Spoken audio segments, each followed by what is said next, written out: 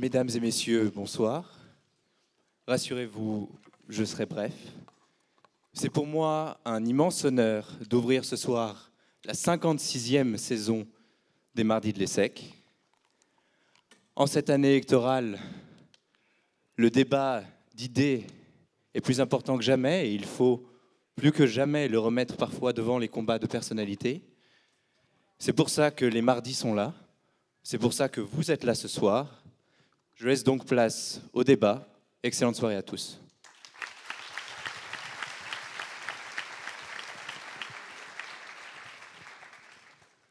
Bienvenue à ce premier débat des Mardis de l'ESSEC, organisé avec le concours du cabinet d'audit et de conseil Mazars et du cabinet de conseil en stratégie opérationnelle WIV. Oyez, nobles gens et gentes dames. Nous recevons ce soir l'éminent chevalier de Montebourg, chantre du Made in France, pourfendeur de la rigueur, protecteur de nos manufactures, roi des andales et des premiers hommes. Arborant fièrement son armure marinière Armorlux, brandissant un moulinex Seb en guise de hallebarde, notre homme est de retour dans la campagne de France en mode warrior. Mon joie, Saint-Frangy, que trépasse si je ne redresse.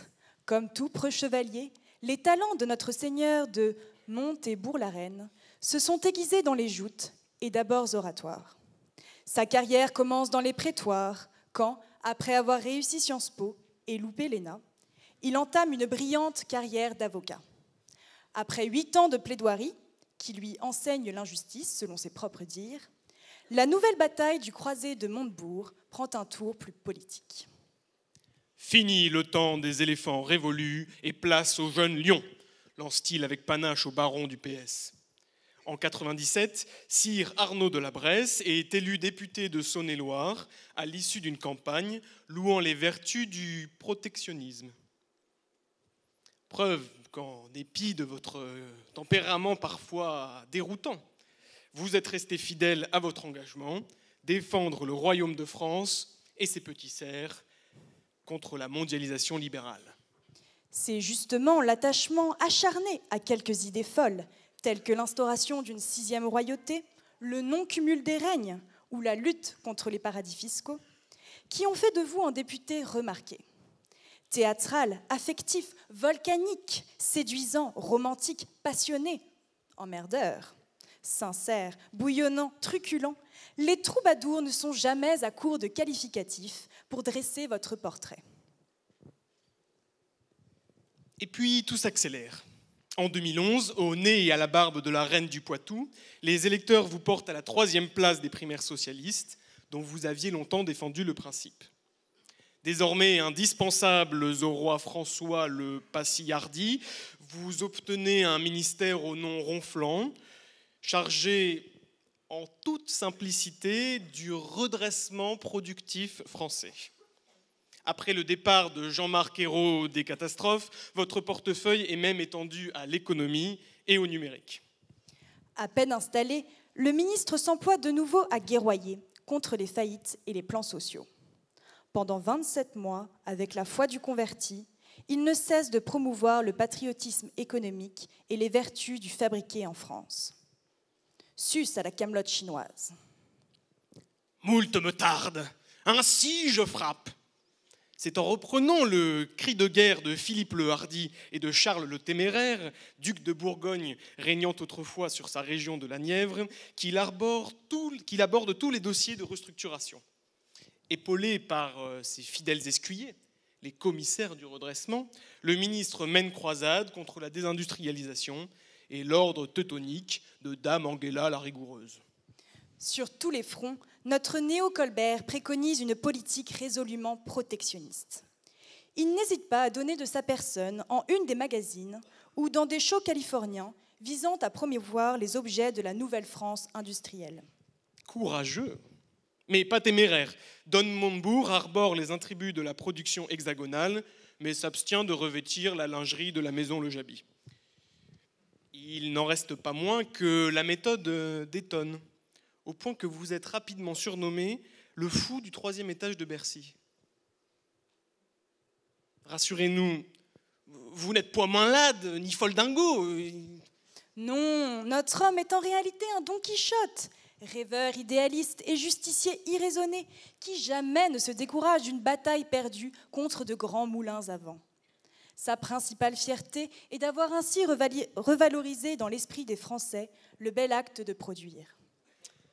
Pourtant, ses adversaires n'ont de cesse de lui répéter la phrase de Cervantes, du dire au faire, la distance est grande. Parlons donc de ce qui y a été fait.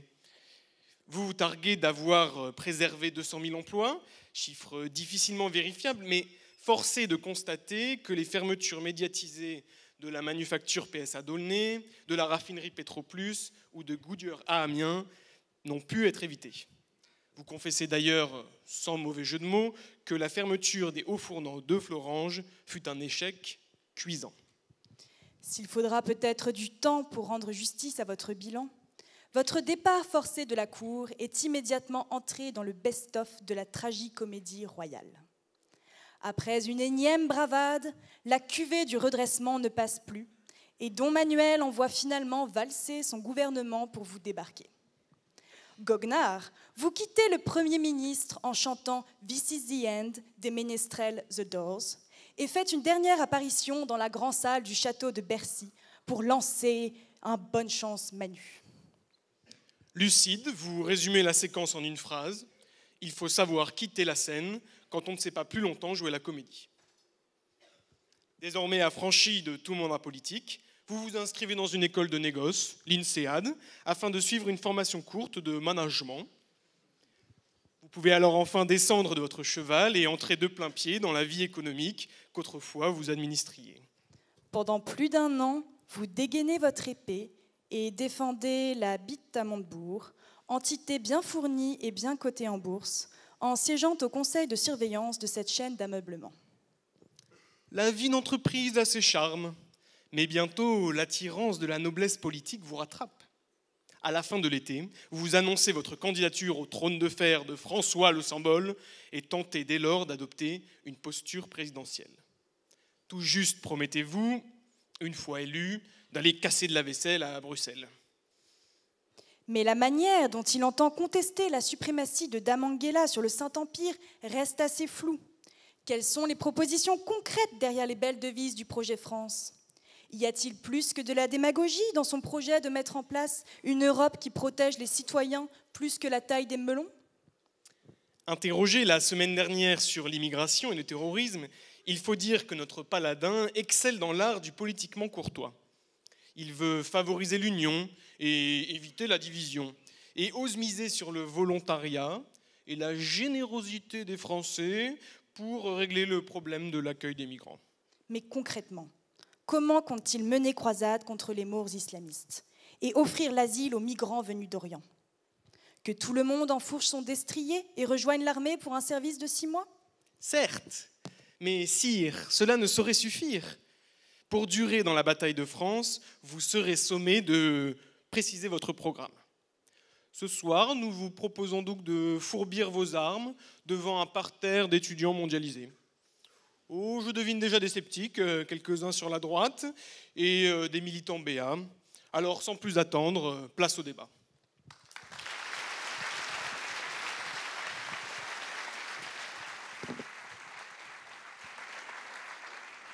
Monsieur Montebourg, bonsoir et merci encore d'inaugurer cette nouvelle saison des mardis. Nous aurons largement le temps de revenir sur les raisons de votre candidature à la présidence de la République. Pour l'heure, vous disposez d'un bref droit de réponse à la présentation qui vient d'être faite de vous par Clémence et Charles. D'abord, merci de votre invitation et de l'humour que vous mettez en toute chose, même choses sérieuses ou graves. Ça fait du bien et ça nous permet de se dire les choses. D'abord, je n'ai pas d'origine aristocratique, malgré une très belle métaphore. Mon grand-père était boucher-charcutier à Autun, en face la gare. Et mon autre grand-père était un ancien militaire qui était dans les régiments de tirailleurs algériens, donc qui a servi la France sous l'Algérie française. C'était un arabe. Ces deux grands-pères se sont rencontrés, où les deux familles issues de ces deux grands-pères sont rencontrées en Saône-et-Loire. Mon père était inspecteur des impôts, un gabelou, et ma mère professeure d'espagnol dans un collège en Bourgogne. Voilà, et c'est comme ça que la Saône-et-Loire est un point de naissance politique. Et je veux donc vous dire à quel point je suis touché que vous m'anoblissiez ce soir. Je veux ajouter que je suis entré en politique et quitté le beau métier d'avocat il y a maintenant une vingtaine d'années, 18 ans, 19 ans, parce que dans mon métier qui me passionnait, pour lequel j'ai beaucoup travaillé pour me former, vous allez connaître ça, hein, on sort de l'école et apprendre c'est rien, donc l'apprentissage c'est beaucoup d'échecs, on recommence. Moi je n'étais ni fils de bâtonnier ni fils d'archevêque, donc j'ai trouvé un patron qui m'a tout appris, auquel je dois tout, qui s'appelait Thierry Lévy, qui avait été l'avocat de Claude Buffet dans l'affaire Buffet-Bontemps, qu'il avait accompagné à l'échafaud, et en 1973 aux côtés de Robert Badinter et de Roger Nobel-Pis. Donc c'était un des avocats talentueux du grand banditisme. Et cet apprentissage qui était très difficile pour moi, qui était l'investissement de ma vie, à un moment, je me suis posé la question de savoir si je ne butais pas sur la manière dont le monde était organisé. Et finalement, si, et ça arrive à tout citoyen, il n'y a pas un moment d'interrogation sur l'utilité de ce qu'on fait. Alors parfois ça arrive à 40 ans, parfois ça arrive à 30 ans, parfois ça n'arrive pas, bon, parfois ça arrive plus tard encore, peu importe. Et c'est cet engagement qui m'a conduit finalement à toujours faire les choses avec une certaine, liberté, qui m'est reprochée dans votre pochade, ou sincérité, qui parfois est considérée comme de la naïveté ou de l'excès. Mais lorsqu'on est au contact, franchement, de la réalité de ce monde qui se défait sous nos yeux, la question de l'action est posée et des moyens de le faire. Donc, d'une certaine manière, votre portrait pose les bonnes questions et je m'attacherai à donner les meilleures réponses. Eh bien, merci pour votre réponse.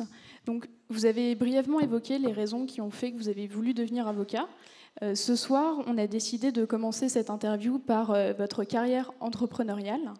Alors, pour revenir un peu sur votre parcours, lorsque vous quittez le gouvernement en 2014, vous nous dites que vous voulez, je cite, « changer de vie et vous diriger vers l'entrepreneuriat comme troisième vie professionnelle ».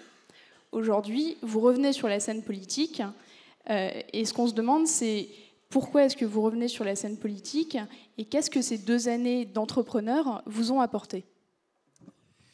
D'abord, peut-être exposer les raisons pour lesquelles je voulais entrer dans l'entreprise privée.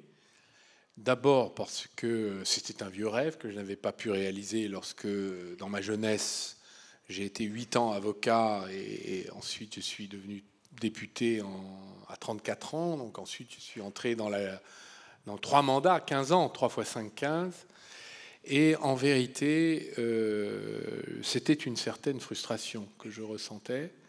Et le fait d'ailleurs, comme élu local, j'ai été président de mon département de Saône-et-Loire, où je me suis en pleine crise donc les défaillances d'entreprises qui m'ont beaucoup marqué d'ailleurs, d'entreprises viables, mais que, contrairement aux Allemands qui eux faisaient du chômage partiel, conservaient les outils de travail, trouvaient des solutions pour ne pas les perdre. Nous, on laissait tout partir. Bon, c'était en 2008-2009, et sur le terrain d'un département industriel et rural comme le mien, c'était une boucherie.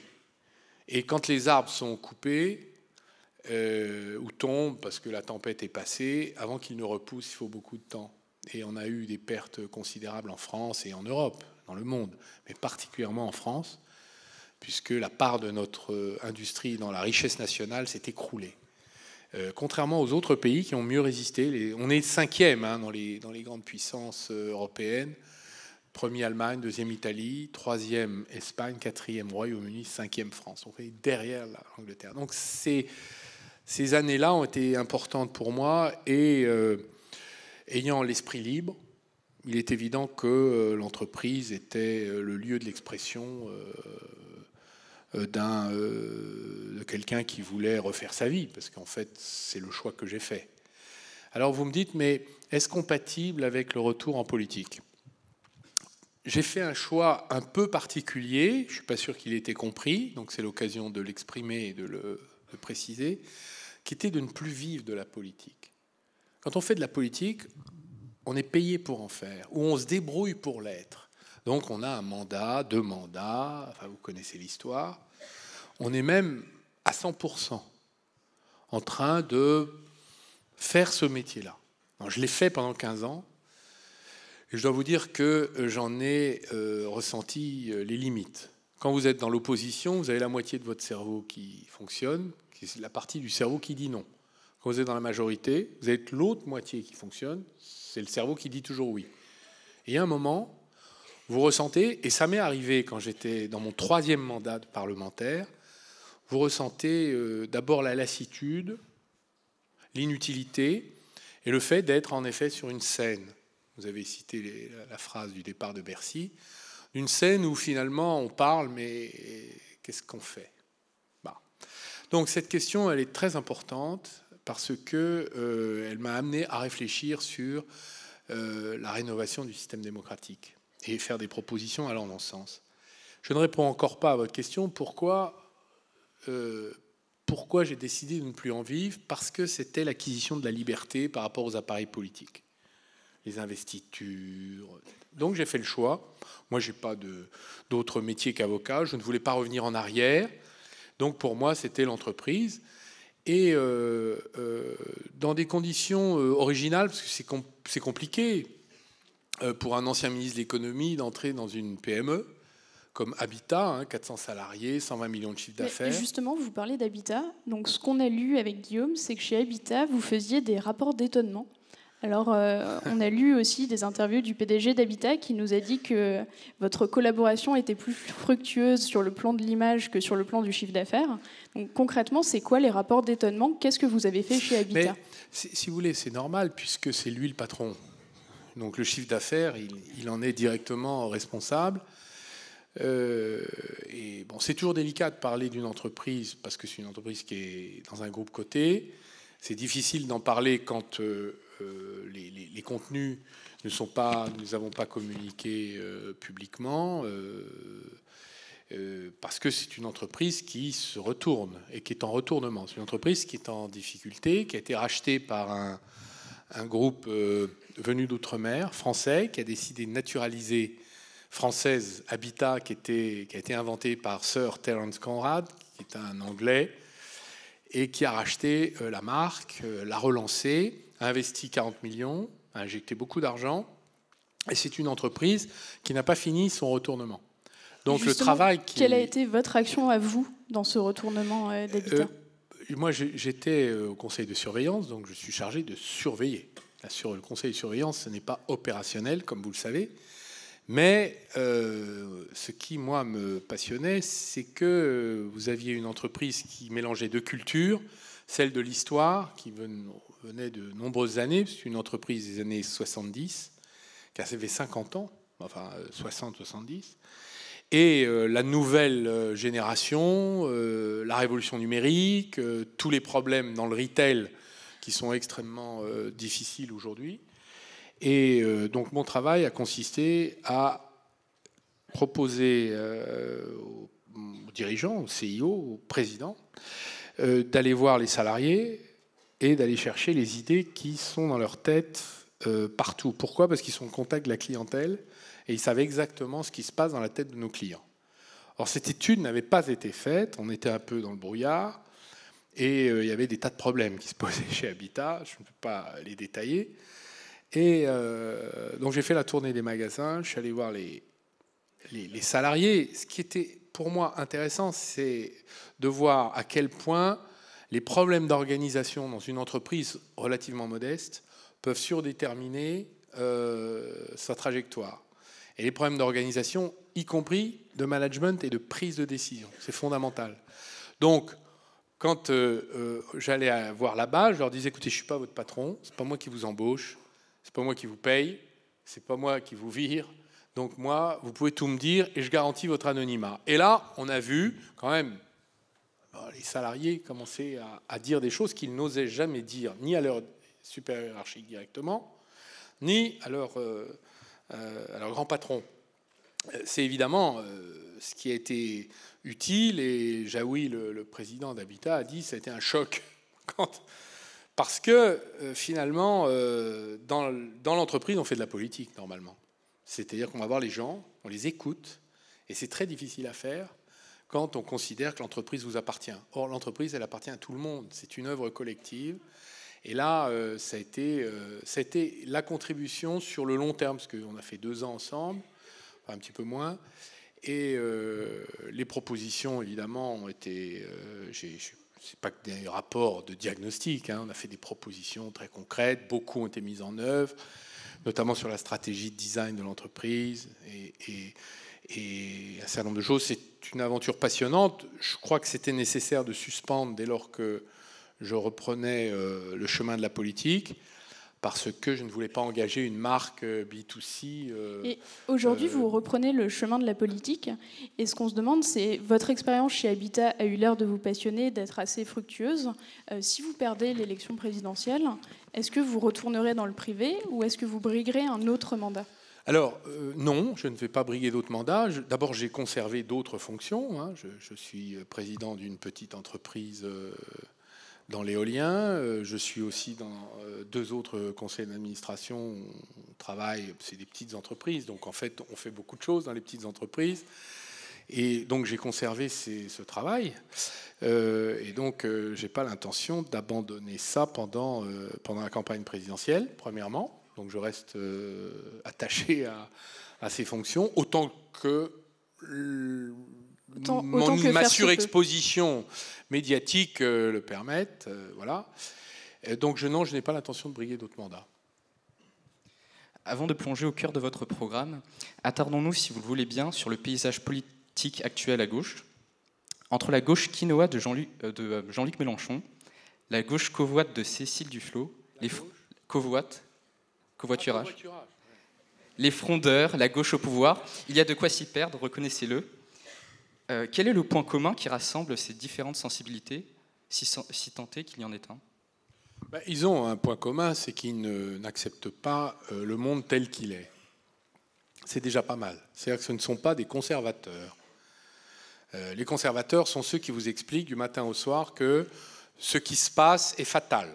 Donc quel est l'ADN de la gauche ? C'est ce que disait Pierre Bourdieu, la défatalisation du monde. C'est-à-dire qu'il est possible d'agir.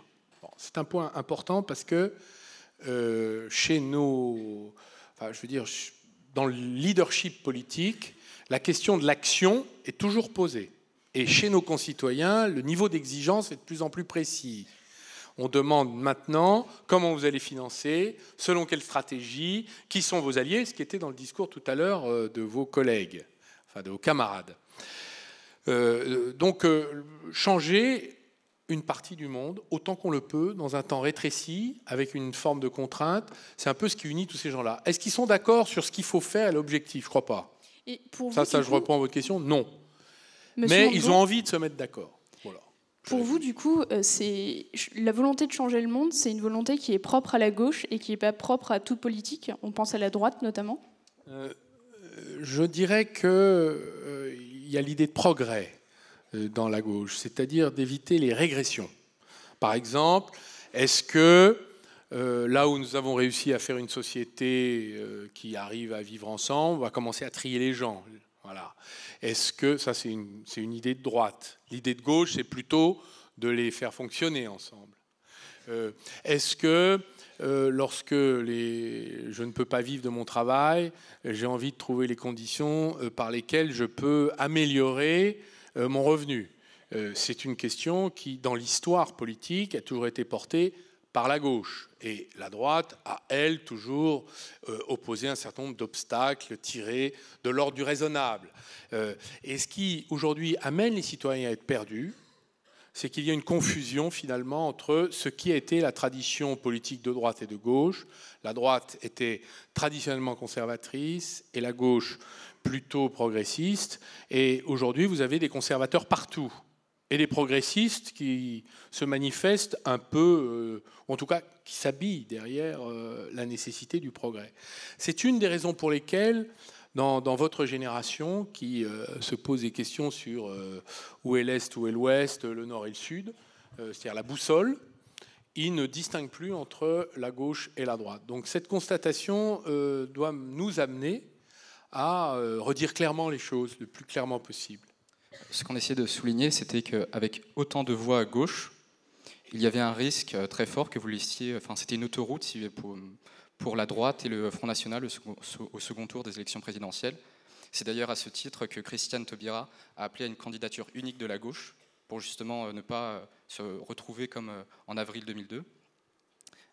Pensez-vous que c'est possible avec justement autant de sensibilités qui ont juste un projet commun, changer le monde, mais oui, je crois que c'est parfaitement possible. Et du coup, là, il y a une question à laquelle vous vous attendez forcément, Monsieur Montebourg. Si vous dites que la gauche doit parler d'une seule voix à l'élection présidentielle, serez-vous, oui ou non, candidat à la primaire du Parti socialiste ? Mais je vais déjà répondre à la question précédente, puisque celle-là, j'ai déjà donné la réponse, tandis que celle-là, non. Et vous n'avez pas envie d'y répondre par oui ou non, je me doute. Ben non, parce que c'est trop tôt. Je vais répondre, mais c'est pas vous qui allez me dire quand je vais répondre. Pour une raison, c'est que j'ai pas les éléments de la décision. Mais en revanche, je vais répondre à votre question. Oui, c'est parfaitement possible. Pourquoi ? Parce que il y a un moment d'urgence dans le pays, c'est que nous avons la famille Le Pen, parce que je l'appelle la famille Le Pen, qui est à un niveau quand même très critique, c'est-à-dire qui arrive à peu près au-dessus de 30%. Au lieu d'en faire finalement une sorte d'inquiétude nationale conduisant à faire l'union de la gauche et de la droite contre elle, je préférerais que ceux qui sont à peu près d'accord sur des orientations politiques s'unissent, et je pense qu'ils ont les moyens de le faire. Donc je vais travailler dans cette candidature à le faire. Est-ce que je vais réussir ? Rien n'est moins sûr. Mais je crois que c'est tout à fait à la portée de la main. Et ça se fera dans le temps. C'est-à-dire que vous ne pouvez pas aujourd'hui, alors qu'il y a un phénomène inédit sous la Ve République, précisément à cause de la disparition du deuxième tour, puisque le deuxième tour, pour beaucoup de Français, il y a le choix entre un candidat, quand on ne veut pas voter Le Pen, et un seul candidat. Donc, les partis politiques ont inventé un nouveau premier tour. L'UMP, enfin les Républicains et le Parti Socialiste ont inventé chacun une primaire. Ce qui aboutit à la fracturation du paysage politique et à ce sentiment de confusion. Il y a ceux qui se reconnaissent dans la primaire, ceux qui se mettent dans la primaire, ceux qui ne savent pas encore comme moi. Et donc, évidemment, le paysage... C'est bien le problème, c'est qu'à droite, tout le monde s'est mis d'accord pour participer à cette primaire. À gauche, Mélenchon, non. Vous, on ne sait pas. Les Verts font leur primaire de leur côté. Est-ce que c'est pas un peu déraisonné lorsqu'on sait que le FN il va falloir attendre un peu. Pourquoi ? Parce que d'abord la primaire de la droite, c'est maintenant, à la fin du mois de novembre. La primaire du Parti socialiste, c'est fin janvier le résultat. Donc d'ici là, il peut se passer beaucoup de choses. Moi, je crois dans la mécanique du rassemblement, parce que la situation est quand même extrêmement grave et préoccupante. Et les Français ont besoin de montrer qu'il y a des choix.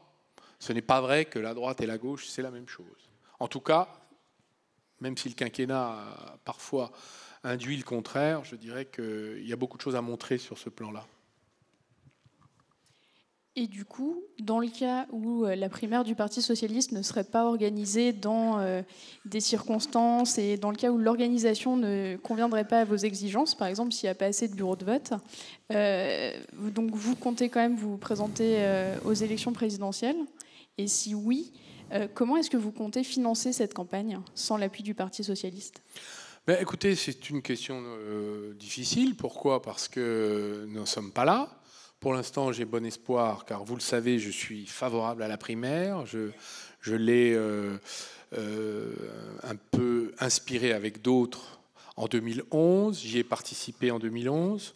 J'en ai défendu les principes. J'ai même été consulté par les organisateurs de la primaire des Républicains qui m'avaient demandé comment faire pour qu'elle réussisse. Je leur ai évidemment donné les meilleurs conseils, parce que c'est dans l'intérêt d'une démocratie que finalement ces primaires fonctionnent pour le bien de tous et pour les Français qui s'intéressent encore, et ils sont nombreux, à l'action publique et politique. Donc moi, j'ai envie de participer à ces primaires, mais je voudrais qu'elles soient loyables et équitables. C'est-à-dire qu'on puisse avoir un débat politique de fond. Moi, je suis en campagne de proposition. Je ne suis pas en opposition. Je pense qu'il faut tourner la page du quinquennat et donc ouvrir le champ des possibles et de l'imagination. Et ce n'est pas ce qui manque, car si on parle un peu d'économie, comme je le suppose tout à l'heure, avec l'ensemble de votre promotion nombreuse, je crois que sur le chômage, on n'a pas tout essayé. Sur le plein emploi, on n'a jamais vu qu'un gouvernement ne se fixait pas comme objectif le plein emploi. Un gouvernement est même payé pour ça. Ça devrait être même une sorte de réflexe. Et là-dessus, le champ des possibles doit être ouvert. C'est fait pour ça, les primaires. Et la stimulation, la coopétition, comme on dit, c'est-à-dire un mélange de coopération et de compétition, peut favoriser l'émergence des solutions nouvelles. Et c'est ce à quoi je voudrais m'employer. Donc, pour l'instant, je ne peux pas répondre à votre question, puisque le Parti socialiste s'apprête à annoncer les modalités de la primaire dimanche prochain. Du coup, vous nous parliez d'économie et de parler proposition. On propose de vous suivre et de parler économie. Donc, le cœur de votre projet, c'est, vous avez 3 piliers dans votre programme, l'économie en est un. Vous opposez la France qui va bien, c'est-à-dire les fonds d'investissement, les start-up, les métropoles, et la France qui va mal, les agriculteurs, les ouvriers, les PME. Et vous nous proposez des propositions pour y remédier. Alors nous, on a envie de commencer par ce qui a été votre marque de fabrique pendant longtemps, le Made in France. Vous louez les forces françaises, affirmez la possibilité qu'on peut se réindustrialiser. On aimerait y croire, mais lorsqu'on regarde le bilan, on est plus ou moins déçu. Petroplus, l'usine Goodyear d'Amiens, le site PSA d'Aulnay-sous-Bois, ces noms sont autant de manifestations finalement de votre impuissance à réindustrialiser la France lorsque vous étiez au gouvernement. Qu'est-ce qui fait qu'on pourrait vous croire maintenant? Qu'est-ce qui vous donne la possibilité de nous dire « je suis capable de réindustrialiser la France » alors que ça fait depuis 1975 qu'on perd des emplois dans le secteur industriel? Peut-être une présentation plus équilibrée de mon bilan. Déjà, ça vous permettrait d'y croire davantage. Petroplus, c'est vrai. Goodyear, c'est vrai. Et PSA, c'est exact. Enfin, on pourrait imaginer les relocalisations par Renault, 300 000 véhicules sur le territoire français. Ce n'était pas gagné. Renault ne produisait plus qu'1,5 million de véhicules en France. Ils sont relocalisés à peu près presque 800 000. On a négocié avec le président de Renault et l'ensemble des organisations syndicales un accord de compétitivité qui a fonctionné, et Renault a embauché par milliers. Ça, c'est une réussite. Il faudra en parler la prochaine fois. Et vous êtes là pour Deuxièmement, l'aluminium.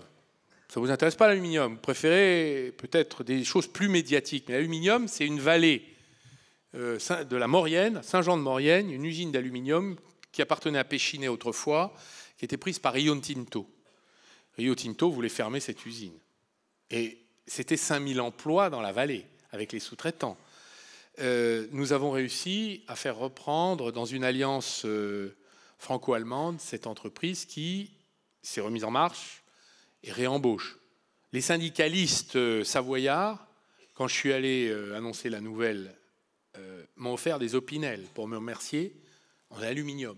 C'est pour vous dire qu'il y a toujours un espoir et que ça fonctionne. Je pourrais vous parler comme ça de 1640 dossiers, dont beaucoup de petits dossiers qu'ont traités les commissaires en redressement productif, qui sont passés devant la cellule de restructuration du ministère, qui concernaient environ 240 000 emplois menacés.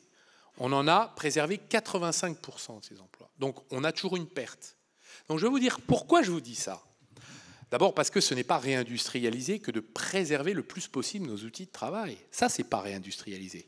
Ça n'a pas été le cas. Mais je vais vous dire, ça ne peut pas être le cas dans l'absolu.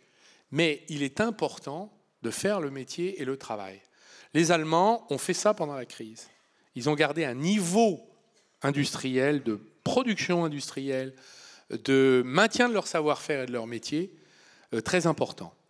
Je considère que dans ces 2 ans, on a endigué beaucoup de défaisances et de pertes. Je voudrais ajouter que ce n'est pas que ça, réindustrialiser, pas garder ce qu'on a, c'est aussi rapatrier le plus possible ce qu'on a perdu.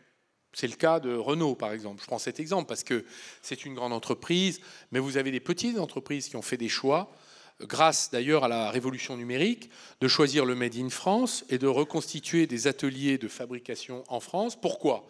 Parce que la révolution numérique ne paye plus le distributeur, mais paye le producteur et permet finalement de faire remonter les valeurs ajoutées chez le producteur. Donc vous allez, par exemple, voir ce que fait la CAMIF, ancienne centrale d'achat de mutualiste des instituteurs de France. C'est une entreprise qui a perdu 500 emplois, qui a fait faillite il y a une dizaine d'années. C'est devenu une entreprise de vente par correspondance sur Internet de tout le Made in France. Ils ont recréé 150 emplois à peu près, et ils font 40 millions de chiffres d'affaires, ils ont des progressions considérables, et vous voyez tout l'écosystème de toutes ces entreprises dans des secteurs qui avaient complètement disparu liés à la mondialisation asiatique, la mise sur le marché de notre industrie sans aucune limite, et la mise en concurrence avec des pays low cost. Je parle de la rémunération des facteurs de production, il n'y a pas que le coût du travail, il y a le coût du capital pas cher, il y a la monnaie, il y a le prix de l'énergie, le prix du foncier. Tout ça, c'est des éléments de compétitivité. Et bien, vous voyez quand même renaître beaucoup de production sur notre sol. Et il n'y a aucune raison que ça ne s'amplifie pas. Et donc, pour moi, c'est déjà ça. C'est réindustrialiser, ça veut dire préserver le plus possible ce qu'on a. Donc, on connaît des échecs, mais aussi des bons succès. Fagor-Brandt, Rio Tinto, j'en ai Kemoine, la vallée de la chimie, à Pierre-Bénite et dans le sud. C'est quand même 10 000 emplois qui étaient menacés dans la vallée. Donc c'est pas rien, hein, vous savez. C'est pas rien. Et vous savez ce qu'il a fallu faire pour qu'il ne fasse pas faillite ? Il a fallu que je crée une banque, moi. Parce que les banques, ça n'existe plus dans ce pays. Je sais que beaucoup d'entre vous se destinent à la banque. Si vous voulez un métier imaginatif, surtout n'allez pas dans les banques. Parce que c'est pas là qu'on apprendra à créer. On apprend à appliquer des règlements. Et surtout, avoir peur et se protéger. Donc j'ai fait la banque pour pouvoir, et d'ailleurs ça a fonctionné parce que ces entreprises sont reparties. Ce qui manquait, c'était le financement, c'était pas la rentabilité, c'était la croyance dans la rentabilité par quelques banquiers que. Donc vous voyez, on ne peut pas dire « Ah, ça va mal, donc il faut les laisser tomber, il faut les laisser mourir ». Ça, je déteste ce discours. Je vous le dis avec sincérité. Je pense que c'est un discours malthusien et défaitiste. On mérite mieux que ça. Donc la classe dirigeante dans notre pays, banquiers, dirigeants tout genre, politiques, hauts fonctionnaires, ont dans la tête que quand une boîte va mal, il faut surtout l'achever, hein, pour qu'elle disparaisse le plus vite possible, qu'on n'entende plus parler. Moi, c'est le contraire que j'ai fait. Prêtez-moi au moins ça.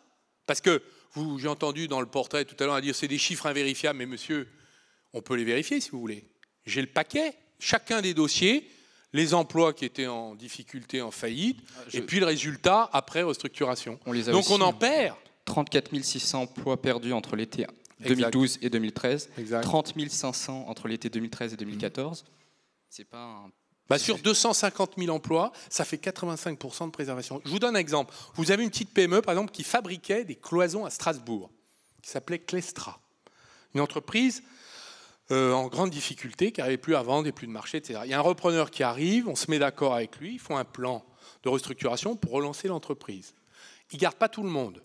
Ils en font partir un peu, lui remet au pot, l'État ajoute un peu du sien, tout le monde s'y met, les collectivités locales, etc.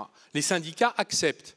Résultat, c'est une entreprise qui s'est restructurée, qui a retrouvé la rentabilité et qui est en position d'ailleurs de réembaucher. C'est une entreprise qui a perdu 30, 40 employés. Donc vous enlevez sur 400, 40, ça fait une perte de 10%. Mais on a gardé 90%. Alors parfois, c'est beaucoup moins. Vous avez des entreprises, des petites entreprises, par exemple 100, 150. Parfois, on était obligé de perdre les 3/4. Mais on gardait les brevets, on gardait les machines, on gardait le noyau dur de la fabrication. Et ça permettait finalement de repartir. C'est la stratégie de la résistance. C'est très important de la maintenir. Alors, troisième élément, pardonnez-moi. Non, mais très important. Rapidement, alors. Non, pas rapidement. Il faut prendre le temps. Excusez-moi. Parce qu'on a une autre question à vous poser. Vous nous parlez de réindustrialisation et de préservation d'emplois en France.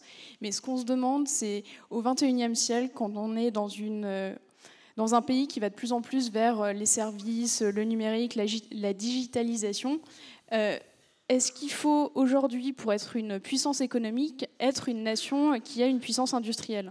Est-ce que c'est indispensable? Est-ce qu'il ne faut pas s'orienter vers des nouvelles économies, des nouvelles branches? Est-ce qu'il faut toujours rester un pays avec une forte industrie?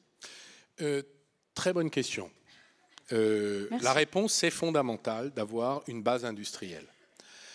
Parce que les services, ils sont intégrés dans l'industrie. L'industrie et les services, il n'y a pas l'industrie et les services, il y a l'industrie et les services qui sont imbriqués, qui fonctionnent ensemble. D'ailleurs, c'est un élément de la compétitivité de l'industrie. Donc, il ne faut pas avoir cette vision, j'allais dire presque théorique, de la question. Deuxièmement, est-ce qu'on ne s'intéresse pas aux nouveaux métiers? C'était le troisième point que je voulais évoquer. Garder ce qu'on a, rapatrier ce qu'on a perdu et créer ce qu'on n'a pas. Donc ça, c'est la French Tech. Qui a créé la French Tech? Madame Pellerin et moi, c'était ma ministre déléguée, on a fait la French Tech. Et aujourd'hui, franchement, on n'a pas à se plaindre. Quand j'entends le patron de Cisco qui débarque, qui dit « j'investis 200 millions en France, j'ai cru voir la Silicon Valley en France », je considère qu'on n'a pas si mal travaillé.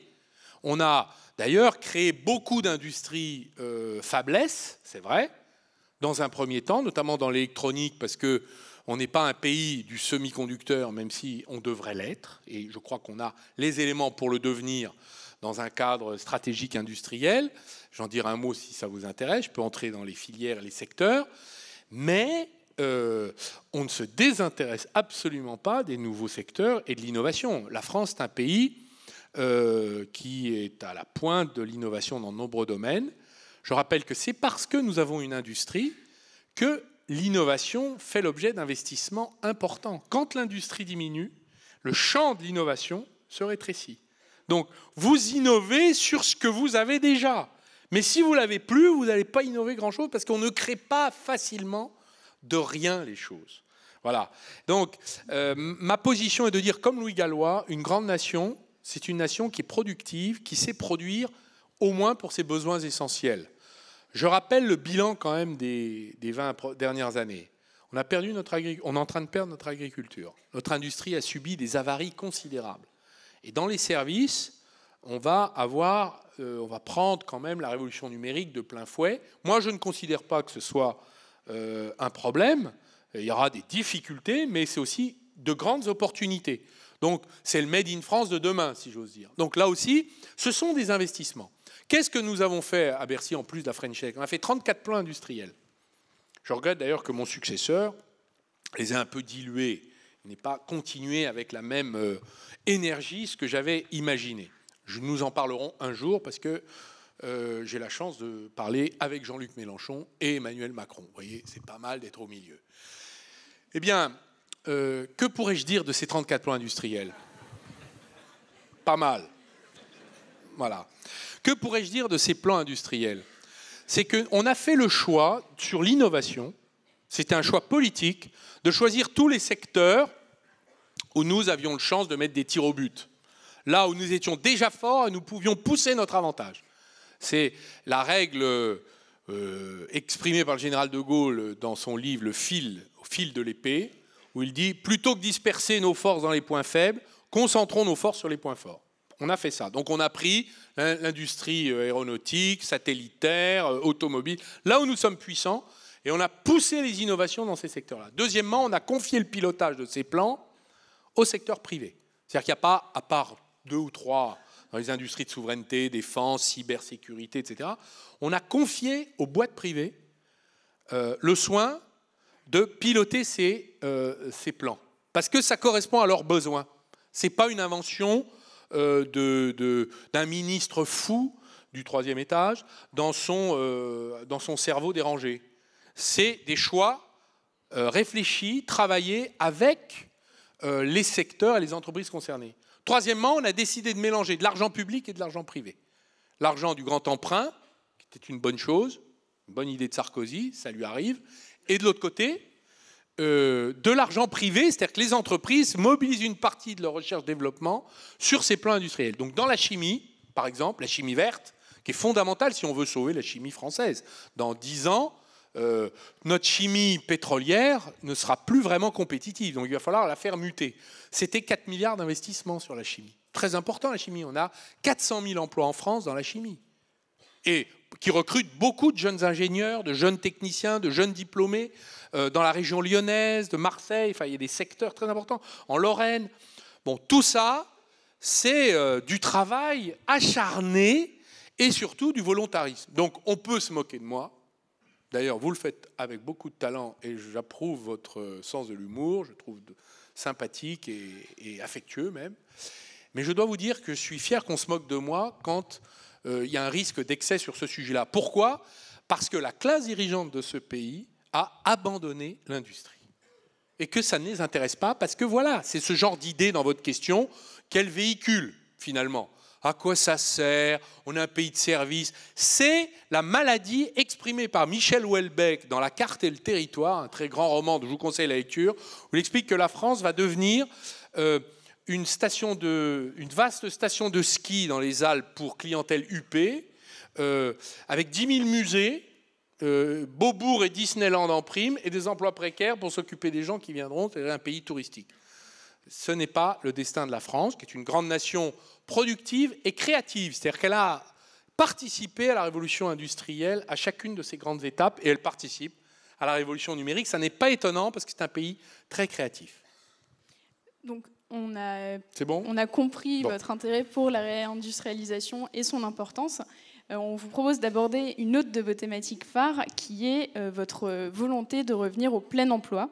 Donc on sait que M. Hollande avait pour objectif d'inverser la courbe du chômage, il a échoué. Vous voulez carrément revenir au plein emploi. Est-ce que c'est faisable ? Concrètement, comment vous faites ? Quelles mesures ? Bien sûr que c'est faisable, puisque beaucoup de pays dans le monde l'ont fait. Alors comment ? Ils l'ont fait déjà en exprimant et en ordonnant, en décidant d'ordonner leurs décisions autour d'une préférence collective, qui est la préférence pour la croissance. Ce qui n'est pas le cas aujourd'hui. Aujourd'hui, c'est la préférence pour la lutte contre les déficits, qui est le contraire de l'objectif de croissance. Plus vous combattez les déficits, moins vous arrivez à les résorber. Pourquoi ? Parce que vous pensez que, en diminuant les dépenses ou en augmentant les recettes, vous allez améliorer votre déficit. C'est une idée stupide qui ne tient pas compte du fait qu'une économie ne fonctionne pas comme un ménage ou comme une entreprise. C'est l'idée qu'on enseigne en première année, je pense, ça s'appelle le multiplicateur budgétaire. C'est que quand vous dépensez de l'argent, vous créez de l'activité économique qui vous en restitue une part, donc vous améliorez le niveau d'activité et vous réduisez, par vos recettes, le déficit. Donc il est nécessaire d'avoir de l'activité économique pour atteindre le plein emploi. En économie ouverte, si vous n'êtes pas compétitif, ça profite aux pays qui sont autour de vous. L'Allemagne au plein emploi, et pourtant elle ne préconise pas une croissance et des plans de relance à tout va. Alors ça, c'est une idée, j'allais dire, ancienne et fausse. Pourquoi ? Parce que quand vous faites de l'investissement, les routes, les trains, les canaux, les ports, vous faites travailler l'économie locale. Donc le multiplicateur, quand vous mettez 20 milliards d'investissements sur votre territoire, les réseaux d'assainissement, le commissariat au plan aujourd'hui juge qu'il nous manque 60 milliards d'investissements dans les infrastructures. Le MEDEF le chiffre à 50 milliards. Donc on a à peu près un consensus sur le sujet, gouvernement, non-gouvernement. Si vous mettez de l'argent et donc vous empruntez pour financer cette activité-là, vous retrouvez votre argent. Et vous avez créé entre-temps de l'activité et diminué le chômage. Le MEDEF part plutôt d'un problème de charge. Vous parlez d'un problème de demande, de visibilité pour les commandes. C'est pas que ça. La question quand on s'occupe d'économie, on s'occupe des deux jambes, l'offre et la demande. Mais je note que depuis maintenant 3 ou 4 ans, toutes les enquêtes de l'INSEE et des chefs d'entreprise expriment le problème de demande. Vous avez 65% en moyenne sur 3 ans d'enquêtes trimestrielles de l'INSEE auprès des chefs d'entreprise qui démontrent que leur problème à eux, c'est pas parce qu'on leur demande est-ce que c'est l'offre, est-ce que c'est la demande ou est-ce que c'est les deux. 65% des chefs d'entreprise disent nous, notre problème, c'est la demande. 15% disent c'est l'offre et les autres disent c'est les deux. Donc nous avons juste un problème, c'est qu'il n'y a pas de marché, il n'y a pas de croissance, il n'y a pas d'activité économique dans la zone euro. Qu'est-ce qui s'est passé pour que le chômage revienne au niveau du plein emploi aux États-Unis d'Amérique? Économie quand même aussi ouverte. Bon, eh bien, ils ont décidé de ne pas se consacrer au déficit, mais à la croissance. Et le quantitative easing a effectivement, c'est-à-dire la politique d'accommodement monétaire de la Banque centrale américaine, la Fed, a contribué, et la politique d'accommodement budgétaire du président Obama, c'est-à-dire cette policy mix, budget-monnaie, a permis à l'activité de reprendre et à la création d'emplois de recommencer massivement. Et je dois vous dire que c'est ce dont nous avons besoin. Pourquoi? Parce que nous avons une démographie qui est importante. Nous avons une jeunesse au chômage, très importante. Donc nous avons des arrivées sur le marché du travail. C'est la raison pour laquelle, si nous n'avons pas au minimum 1,6, 1,7 de croissance chaque année, nous continuons à voir le chômage augmenter dans notre pays. En Allemagne, ils n'ont pas ce problème. C'est pour ça que vous parlez de l'Allemagne. Le problème de l'Allemagne, ce n'est pas l'offre ou la demande. C'est que l'Allemagne, c'est un pays qui vieillit. C'est un pays qui n'a plus de renouvellement par sa jeunesse. C'est un pays que nous allons dépasser en démographie en 2030, c'est-à-dire dans 15 ans. Dans 15 ans, nous sommes le premier pays peuplé d'Europe à la place de l'Allemagne. Donc pourquoi les Allemands n'ont pas besoin de croissance? Parce que comme ils perdent la population, quand vous avez peu de croissance, c'est quand même un gâteau qui augmente et à se partager. Donc ils n'ont pas ce problème. Mais allez parler à la jeunesse espagnole, qui a une jeunesse au chômage à 75%, ils quittent tous le pays. D'ailleurs, notre pays est exactement en proie aux mêmes difficultés. Que ce soit vous, jeunes diplômés, ou des jeunes qui sont dans des situations difficiles, vous avez aujourd'hui une sorte de mouvement centrifuge de la jeunesse dans tous les pays européens. Et vous savez ce que Mme Merkel est allée dire? Est-ce que vous pouvez confirmer? Attends, je termine ma phrase, si vous permettez. C'est important que vous l'entendiez. Qu'est-ce que Mme Merkel est allée dire en Espagne? Elle a dit, mais venez donc en Allemagne. Venez donc travailler en Allemagne. Les Espagnols l'ont mal pris. Ils auraient préféré avoir du travail chez eux. Si j'ai bien compris, la population allemande a diminué ces dernières années? La population allemande diminue chaque année, et de façon d'ailleurs toutes les courbes démographiques montrent que nous sommes sur une trajectoire qui fait qu'on va les dépasser en 2030. Voilà, à ce rythme-là, ça continue. Alors évidemment, la question de l'immigration est en train de venir perturber ce schéma, mais c'est d'ailleurs pour ça que Mme Merkel a pris cette décision stratégique contre son propre parti politique, parce qu'elle a compris que le problème de l'Allemagne, c'est sa démographie. Du coup, on a compris qu'en France, il nous fallait 1,6, 1,7% de croissance, mais au minimum. Mais concrètement, comment vous faites? Vous investissez dans quoi? Alors, je vais vous dire où est-ce que vous créez des emplois pour les jeunes dont vous nous parlez? Que nous investissions et que nous utilisions l'argent que nous empruntons, donc de l'investissement, dans l'investissement productif, c'est-à-dire qui crée de l'activité économique.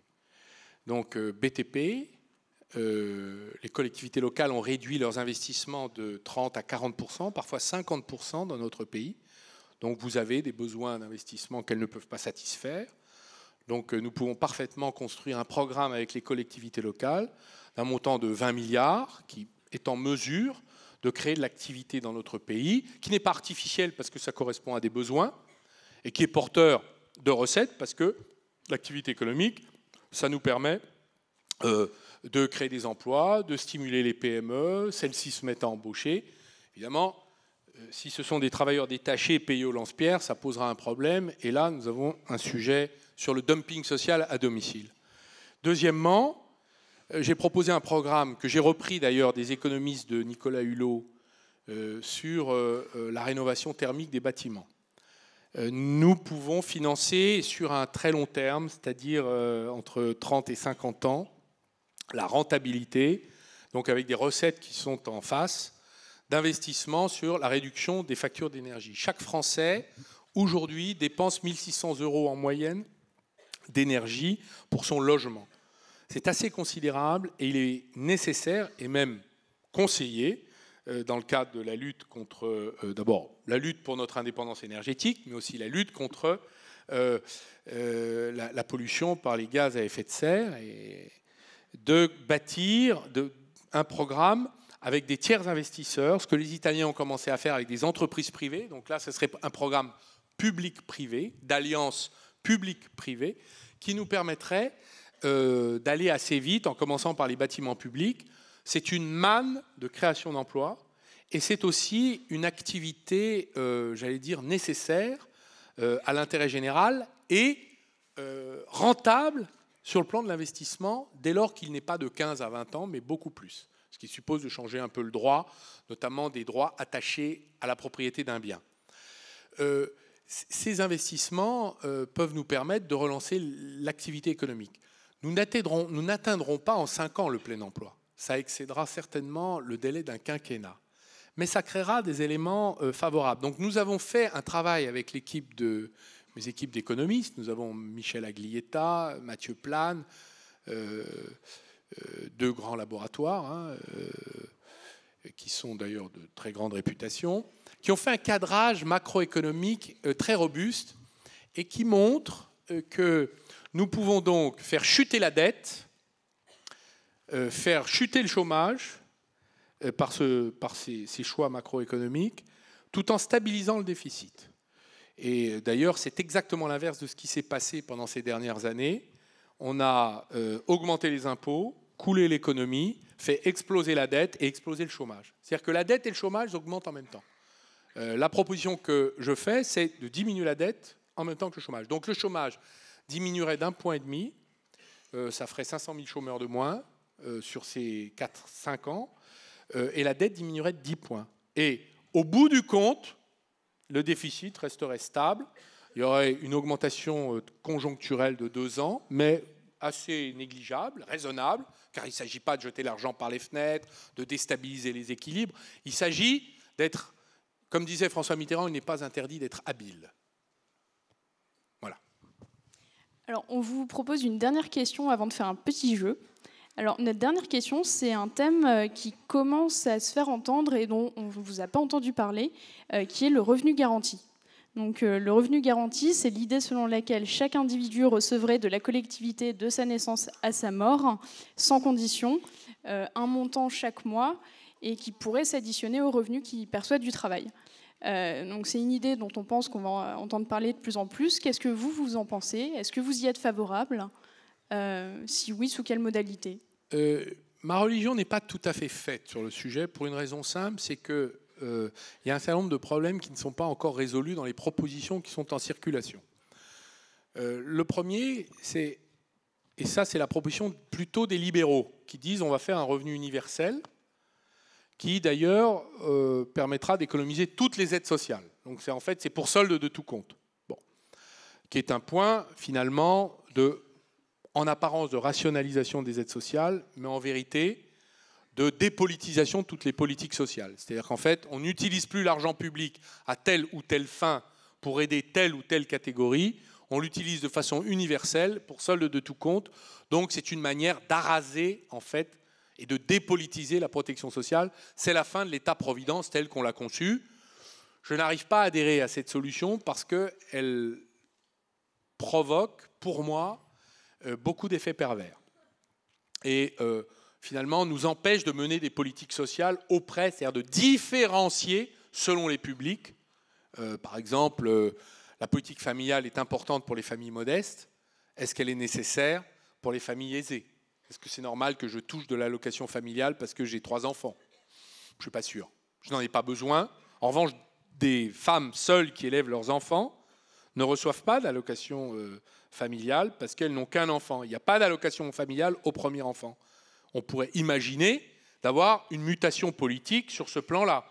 Bon, le revenu universel, tout ça, c'est terminé. Donc on ne peut plus décider de cibler et d'affecter l'argent public à des catégories de population qui sont en déshérence et abandonnées. Donc moi, je considère que c'est une mauvaise idée.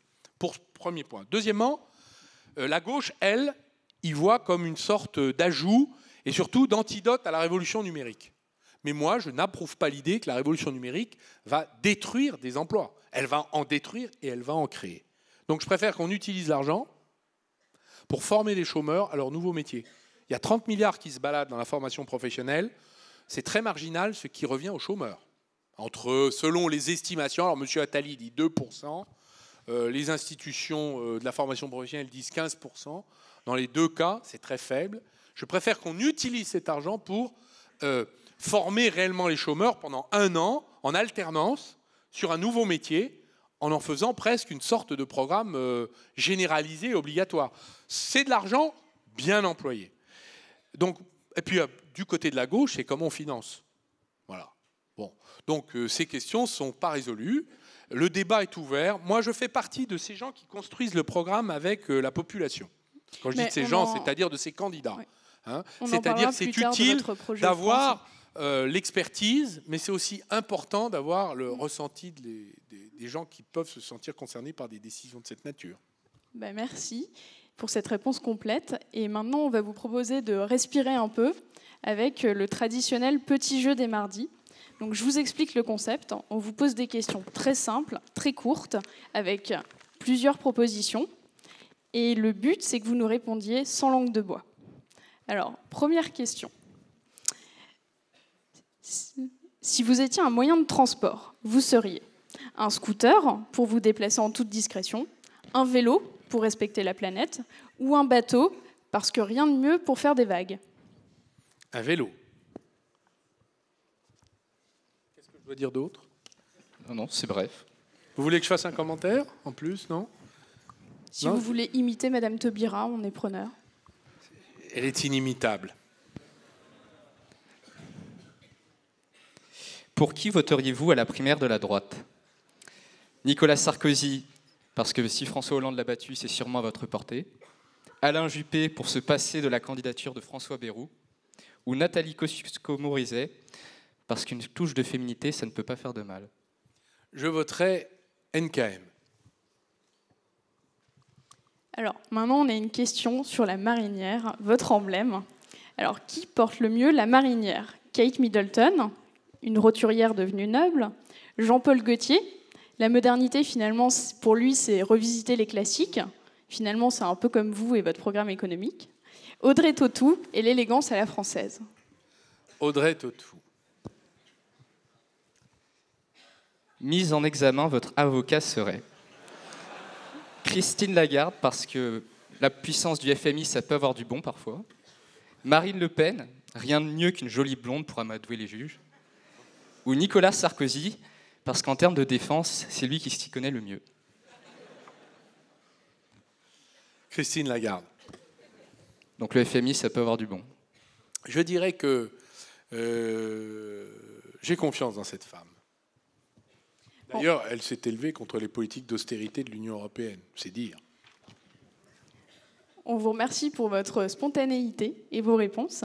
On va s'attaquer maintenant au deuxième pilier de votre programme électoral, le terrorisme. Alors, ça peut surprendre, mais quand on vous demande ce que vous voulez faire pour endiguer le terrorisme en France, vous voulez instaurer un service civil et militaire obligatoire de 6 mois pour tous. Alors, notre première question, c'est ce service militaire, c'est finalement une mesure de long terme. À court terme, aujourd'hui, qu'est-ce que vous faites? Notamment, est-ce que vous prolongez ou pas l'état d'urgence? Quelles sont vos mesures immédiates? Je ferai mienne, pour répondre directement à votre question, les déclarations du juge Trévidic, ancien juge antiterroriste, qui a dit « Nous avons tout l'arsenal juridique nécessaire pour lutter efficacement contre le terrorisme. » D'ailleurs, il a ajouté que les forces de sécurité avaient beaucoup progressé après les événements tragiques de l'année passée. Et je fais mienne cette analyse. Il dit ce qui manque, c'est des gens sur le terrain et des moyens. La police de proximité a été détruite. C'est l'œuvre de Nicolas Sarkozy. Les renseignements de proximité ont été dissous. C'est l'œuvre de Nicolas Sarkozy. Ce sont deux services fondamentaux qui fait qu'on a perdu le contact avec le terrain. On ne sait plus ce qui se passe. Dans un grand nombre de quartiers où un certain nombre d'éléments de notre jeunesse partent en Syrie avec des concentrations d'ailleurs de ce type de comportement extrêmement préoccupants. Donc déjà, même si ce n'est pas une mesure spectaculaire à annoncer à la télévision pour rassurer les Français, J'en suis désolé, mais en matière de terrorisme, je crois que, premièrement, il faut se garder de toute exploitation de nature électorale de ce type de tragédie que nous avons subi.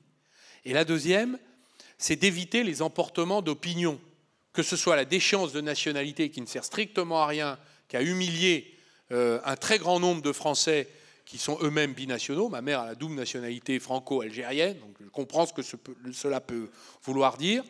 Ou le Guantanamo à la française, où on explique devant les caméras de télévision qu'on va enfermer 10 000 fichiers S sur simple soupçon administratif, peut-être une rumeur, peut-être une dénonciation d'ailleurs.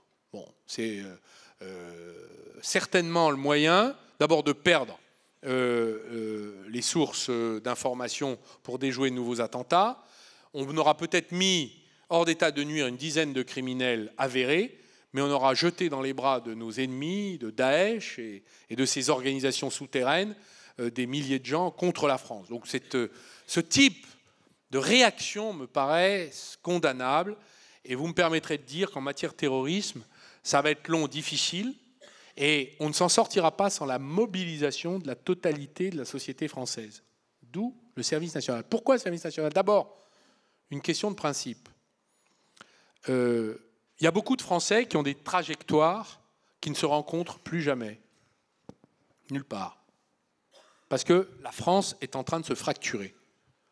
Et vous avez des Français qui ne se connaissent plus. Ils ne vont plus dans les mêmes écoles. Regardez comment les ghettos scolaires se sont constitués dans les quartiers. C'est même avec le niveau de loyer qu'on voit la carte scolaire se constituer avec des homogénéités. Et c'est donc très rare, puisque l'ascenseur social est bloqué, qu'on passe d'un quartier à l'autre. Bon, donc ça, c'est un point. Je me souviens avoir, en Saône-et-Loire, j'étais président de mon département, nous avions un collège à construire qui fermait un collège de centre-ville, dans une ville de Saône-et-Loire, et un collège dans une ZUP. Aucune des familles, ni du centre-ville, plutôt aisé, ni des quartiers populaires de la ZUP, ne voulaient se mélanger les uns avec les autres et de façon réciproque. Donc on a un problème d'union à la base dans la société. Donc moi je suis pour le brassage social. Le brassage social, c'est qu'on soit traité de façon égalitaire devant les devoirs rendus à la nation. Tous ceux qui ont fait le service militaire, j'en fais partie, en ont gardé d'ailleurs un apprentissage. Pour la jeunesse oubliée, ce sont des opportunités nouvelles, c'est la possibilité de se former, ce sont des carrières dans les services de sécurité qui s'ouvrent à eux, ce sont aussi une manière de quitter. Ce que disait Hannah Arendt, c'est une très belle phrase que j'aime citer, grande philosophe qui parlait de la condition humaine. Elle disait, l'éducation, c'est l'arrachement à sa condition. Mais qui qu'on soit, qu'on soit enfermé dans une identité sociale ou une identité religieuse, on a envie de s'arracher pour aller vers autrui. C'est ça, faire corps, faire nation. Et refaire France, pour moi, ça passe par là. Alors, la mobilisation de la société, d'abord parce qu'on a des problèmes d'effectifs et qu'on va devoir aussi soulager sur le terrain un certain nombre de policiers, gendarmes, hôpitaux, associations humanitaires. Tout ça, c'est du bien commun. L'armée aussi, qui a besoin de le soutien logistique, on peut quand même utiliser le service national, comme c'était le cas il y a quelques années, pour cela. Et puis par ailleurs, il y a la formation à la défense, au réflexe collectif, à la compréhension du danger. Tout ça appartient à une nation qui se tient debout. Justement, pour le service militaire, il va y avoir une formation, un besoin d'encadrement. Donc sur le court terme, on ne voit pas très bien comment ça peut soulager les forces qui sont déjà épuisées. L'armée recrute 15 000 personnes, là. Nous avons fait les comptes, il faut 13 000 personnes pour encadrer armée, police, gendarmerie, et encore dans les associations qui elles-mêmes recherchent des cadres, parce que vous pouvez aussi former des cadres en même temps. Donc, on a déjà fait ça, on a déjà eu un service national. Donc, tous ceux qui posent des questions de mise en œuvre ont raison de les poser, mais enfin, on est une nation qui a déjà organisé des choses importantes par la masse, donc on saura le faire. On va faire une montée progressive, montée en puissance progressive. 6 mois de formation. Moi, je me souviens, j'avais fait 2 mois de classe. C'est des vraies formations, hein, très sportives d'ailleurs. C'est quand même intéressant, hein, pour beaucoup d'entre nous, enfin, nous citoyens, et avoir cette occasion de partager avec d'autres compatriotes des devoirs nationaux. Je crois que c'est un point important pour refaire France, retrouver une cohésion à la base. Moi, je suis frappé de voir les Français s'engueuler dans les transports en commun. Pour rien, des vétilles, des soupçons. La société française est devenue une société de défiance généralisée. Retrouvons le sens de la confiance partagée. Du coup, vous nous parlez de mixité sociale et vous nous présentez le service militaire comme une solution à la mixité sociale. Vous nous parliez de l'école également tout à l'heure. Et ce qu'on se dit, c'est est-ce que 6 mois de service militaire, ça peut vraiment pallier 20 ans de non-mixité sociale à l'école? Est-ce que vous n'avez pas plutôt des propositions en matière d'éducation et de système scolaire pour pallier ce problème? Ce n'est pas l'un ou l'autre, c'est l'un et l'autre. Ça ne va pas pallier, ça va contribuer. Ça, c'est certain. Je peux l'affirmer. En revanche, le système scolaire est dans un état de délabrement qui fait que les résultats dans l'ascenseur social sont les oubliés de l'égalité des chances, ça existe. Donc nous avons besoin de réinvestir intelligemment, avec des objectifs clairs. Hein, on fait faire à l'école tout un tas de choses. On demande à l'école, dès qu'il y a un événement de telle ou telle nature, on sollicite l'école, toujours. Mais l'école ne peut pas rendre tous les services, elle doit au moins rendre son service, la transmission des savoirs, les apprentissages et l'apprentissage de l'autonomie vers le statut ou la condition d'adulte. Et ça, c'est pas réussi. Donc il va falloir, pourquoi? Parce que c'est une machine à trier et à éliminer, pas une machine à pousser, emmener et à faire réussir. Beaucoup de pays en 3-4 ans, alors je vous parle de choses plus précises, beaucoup de pays en 3-4 ans ont réussi à inverser les mauvaises performances de leur système scolaire en termes de lutte contre la reproduction sociale et les inégalités sociales. Ça se joue à la maternelle et à l'école primaire. C'est là que un enfant de famille qui a du capital culturel, hein, qui a déjà des parents qui parlent, donc qui entend, je sais pas, 30 millions, un enfant qui entend 30 millions de mots avant l'âge de 5 ans, n'aura pas la même vie qu'un enfant qui n'a pas le même nombre de millions de mots au même âge. Donc la question, c'est est-ce que l'école est capable de corriger cette inégalité-là et de donner une chance aux enfants qui n'ont pas ce milieu familial qui les aide? Est-ce que l'école transmet ça? Moi, je pense qu'on peut y arriver. Donc moi, c'est mon Merci pour cette réponse. Mon credo. Autre sujet, l'Europe. Vous avez des mots très durs. La zone euro est devenue l'îlot des fous. Les Européens sont devenus les naïfs du village mondial. Vous voulez vous affranchir des règles du traité de Maastricht, tout simplement. Mais pourtant, dans le même temps, vous souhaitez organiser un gouvernement économique de la zone euro. Donc finalement, qu'est-ce que vous voulez? Plus d'Europe, moins d'Europe, une Europe à plusieurs vitesses? C'est pas plus ou moins, c'est mieux. Donc ça passe par du moins et du plus. Et concrètement? Eh ben, je vais vous dire. Vous avez un sujet qui est quand même que nous appliquons en Europe des règles stupides. Matteo Renzi a dit qu'elles étaient anachroniques. Moi, je considère qu'elles sont obsolètes et caduques, les règles du traité de Maastricht. C'est des règles qui fonctionnent en période de croissance quand on n'a pas besoin de s'en occuper, mais en période de crise, elles font des dégâts considérables. Nous en sommes les victimes. Voilà. Et beaucoup d'autres pays européens. Bon. Donc, on applique des règles, mais on ne fait aucun choix. C'est ça l'Europe. L'Europe, c'est, vous avez des directeurs d'école qui vous tapent sur les doigts quand vous avez franchi la ligne jaune qui avait été décidée par les chefs d'État et de gouvernement il y a 20 ans, rejetée par au moins 7 ou 8 référendums, parce que c'est quand même ça l'histoire, et vous avez des gardiens du temple, qui sont d'ailleurs des ayatollahs, c'est-à-dire des types qui ne s'intéressent pas du tout aux conséquences humaines de leurs décisions. Exemple, l'Espagne a franchi la ligne sur ses déficits, elle n'y arrive pas, c'est normal. Aucune décision, on ne sort pas de la crise par l'austérité. Ça, tout le monde le sait depuis les années 30, il n'y a que les fonctionnaires de Bruxelles qui ne l'ont pas compris, et les dirigeants politique de la zone euro. Ils n'ont pas compris. Et pourtant, c'est une réalité, et une réalité contre laquelle on est en train de fracasser les peuples sur le mur de l'échec européen. Donc nous avons à traiter cette affaire de façon extrêmement sérieuse en disant, écoutez, voilà, on a besoin de faire des choix politiques. Donc je ne suis pas contre les règles, je suis pour que les règles fassent l'objet de choix, de révision en fonction de nos intérêts.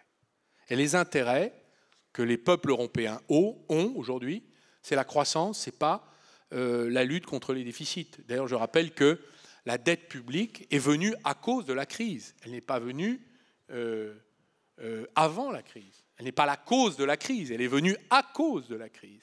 Donc nous sommes dans un îlot des fous du monde. D'ailleurs, c'est une expression que j'ai empruntée à la communauté internationale.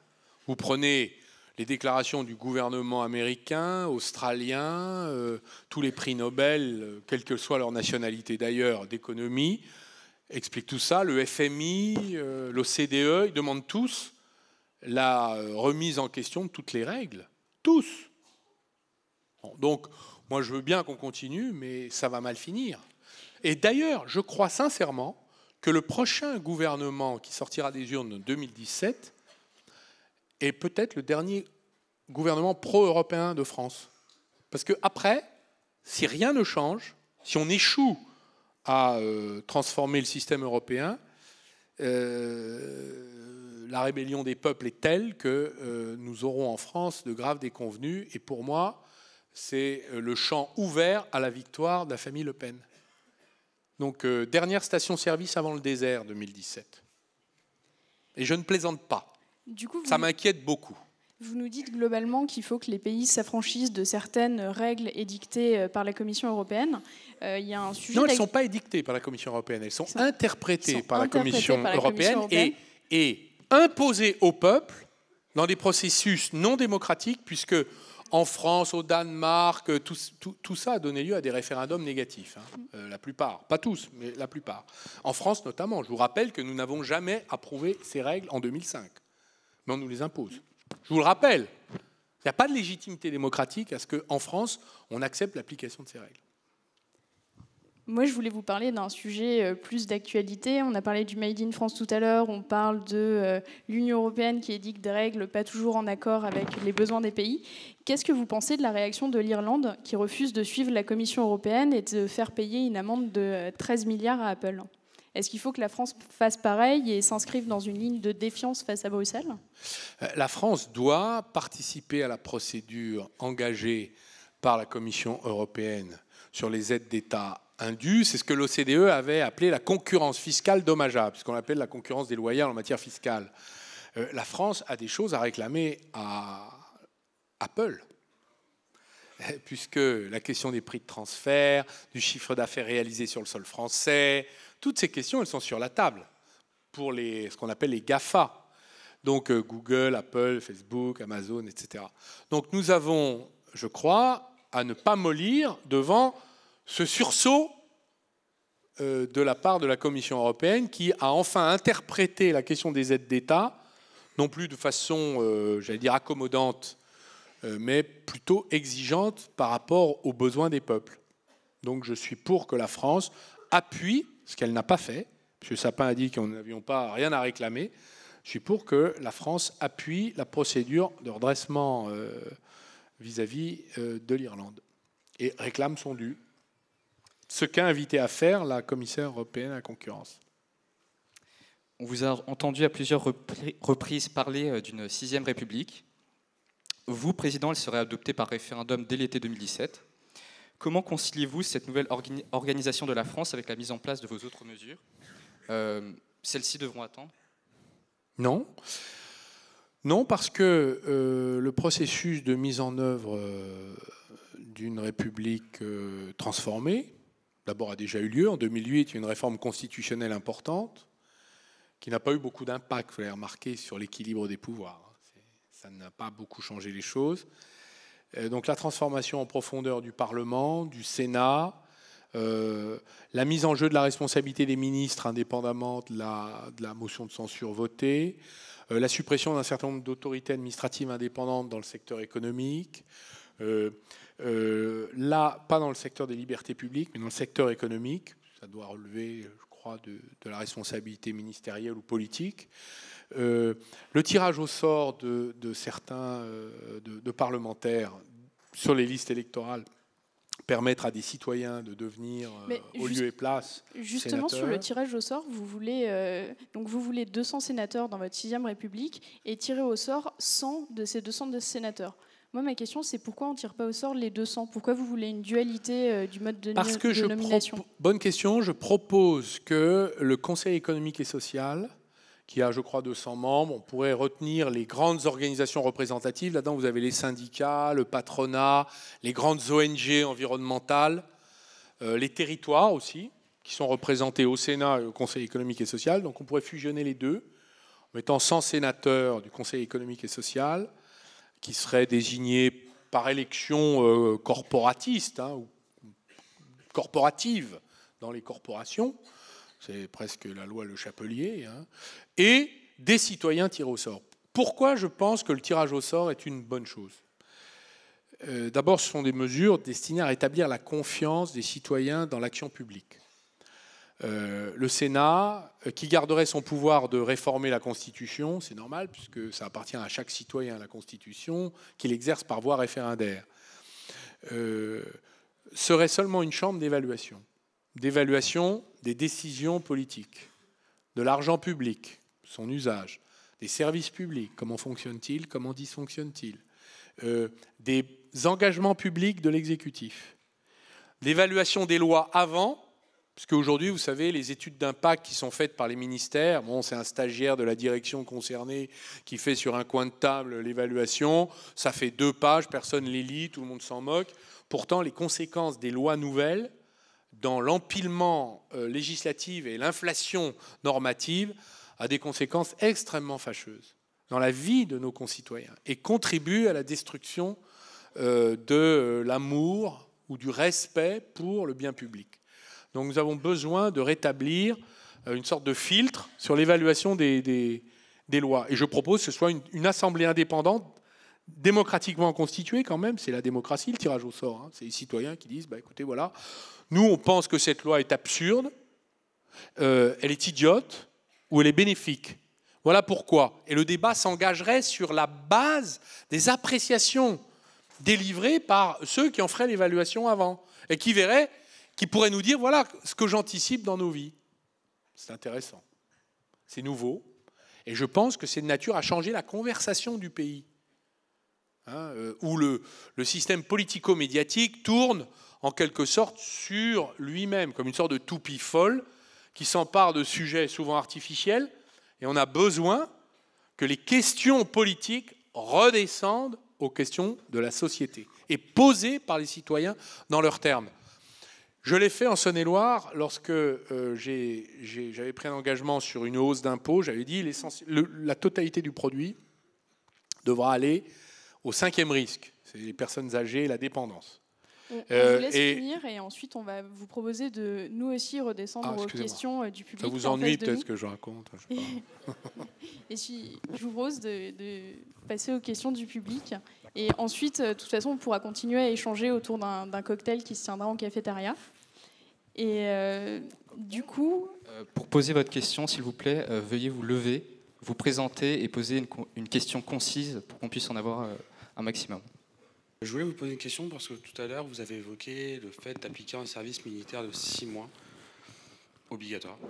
Et j'aurais voulu savoir, c'est au-delà des valeurs républicaines, évidentes qui seraient véhiculées par le service militaire, quelle pourrait être la valeur ajoutée en termes d'accès à l'emploi des personnes qui bénéficieront de ce service militaire au final? Parce que c'est certain que je vous rejoins sur l'idée dans le sens où il faut avoir de la mixité sociale. Voilà, moi, voilà, je pense que bon, vous dites que l'ascenseur social est en panne. Bon, moi, du coup, j'ai pris l'escalier, donc voilà. Voilà. Donc je bénéficie. Ouais, je bénéficie aussi.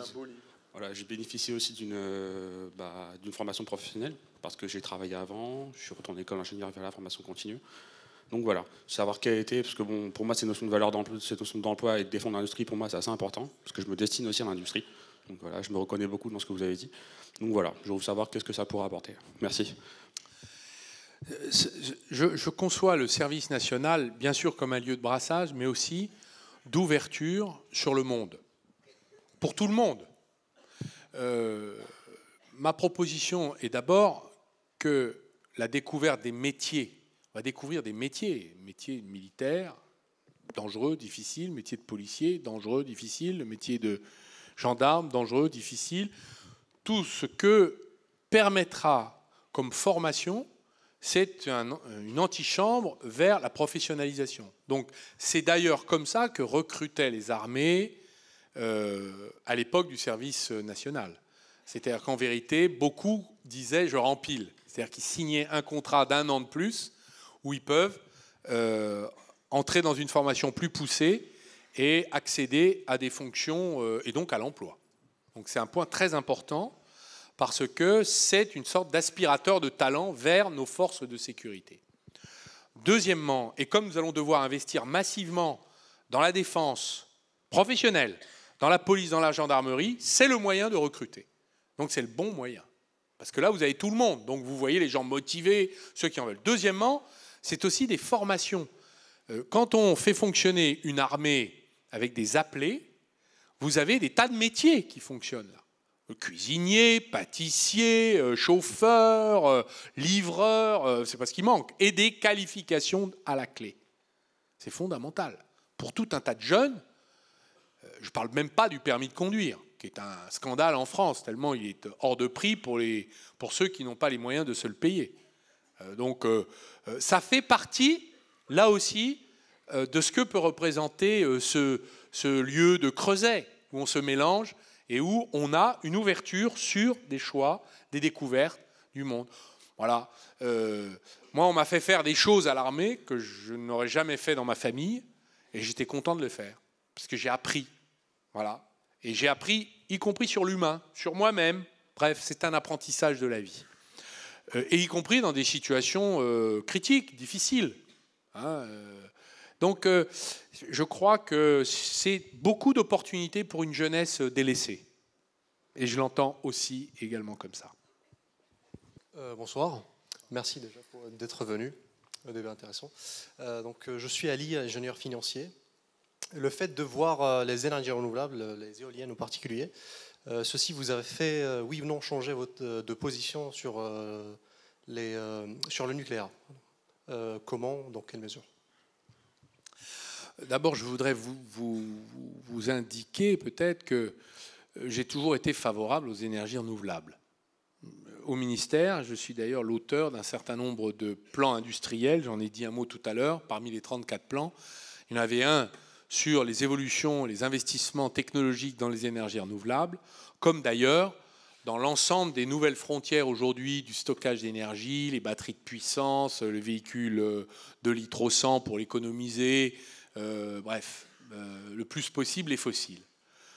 L'urgence écologique, ce compte à rebours du siècle qui a commencé à tourner au-dessus de nos têtes, nous met en situation de devoir participer à cette révolution technologique pour remplacer le plus possible les fossiles. Comment on fait? Déjà, on investit dans les énergies renouvelables et on garde notre part de nucléaire. Pourquoi? Parce que c'est ce qui nous permet d'être le pays le moins polluant d'Europe. Je rappelle que l'Allemagne, qui a fait un choix différent, a fait le choix de fermer ses centrales nucléaires. Elle en a déjà fermé une dizaine. Elle est à 45% de production électrique d'origine carbonée, de charbon. Le charbon, c'est le plus polluant la plus polluante des énergies fossiles. Ensuite vient le pétrole, le fuel, etc. Et enfin le gaz. Le gaz est la plus propre des énergies fossiles. Donc on a le pire. Donc l'Allemagne est devenue le pays le plus polluant de la zone, enfin de l'Europe, du continent européen. La Chine. Comment la Chine est en train de régler son problème d'air irrespirable dans toutes les métropoles chinoises, avec son milliard et quelques d'habitants? elle construit 30 centrales nucléaires. Parce qu'elle ne sait pas comment alimenter ses besoins en électricité autrement que par le nucléaire. Les énergies renouvelables, elle investit, mais c'est encore insuffisant. Pourquoi les énergies renouvelables ne suffisent pas? Parce que c'est l'intermittence qui diminue la rentabilité de moitié quand c'est le soleil. Quand vous êtes dans une zone à Abu Dhabi, à Abu Dhabi, vous mettez des fermes solaires, vous avez une rentabilité exceptionnelle. Vous mettez dans la mer du Nord des éoliennes offshore, elles ont une très bonne rentabilité. Mais si vous les mettez au large de Noirmoutier, et si vous mettez des fermes solaires, même en Provence ou en Corse, c'est moins bon. Donc on a un problème. Aujourd'hui, quand vous regardez le réseau et de transport d'électricité, la carte, 16% d'énergie renouvelable sur la totalité du bouquet général, et sur les 16%, vous avez 11% d'hydraulique dans l'énergie propre, c'est-à-dire nos barrages en France. Vous ne pouvez plus construire de barrages parce que vous avez une résistance des populations qui disent on va abîmer la faune, la flore, et c'est compréhensible, ça pose des problèmes environnementaux. Mais vous voyez bien qu'on est pris de partout. Donc on ne peut pas construire de barrages, les gens ne veulent pas d'éoliennes, ils ne veulent plus de nucléaire, donc qu'est-ce qu'on fait? Eh bien on garde le pétrole, et c'est justement ce qu'il ne faut pas faire. Voilà pourquoi j'ai une position purement pragmatique. Je souhaite que nous fassions évoluer notre mix énergétique, mais nous devons le faire de façon raisonnable. Et on a besoin du nucléaire. Voilà.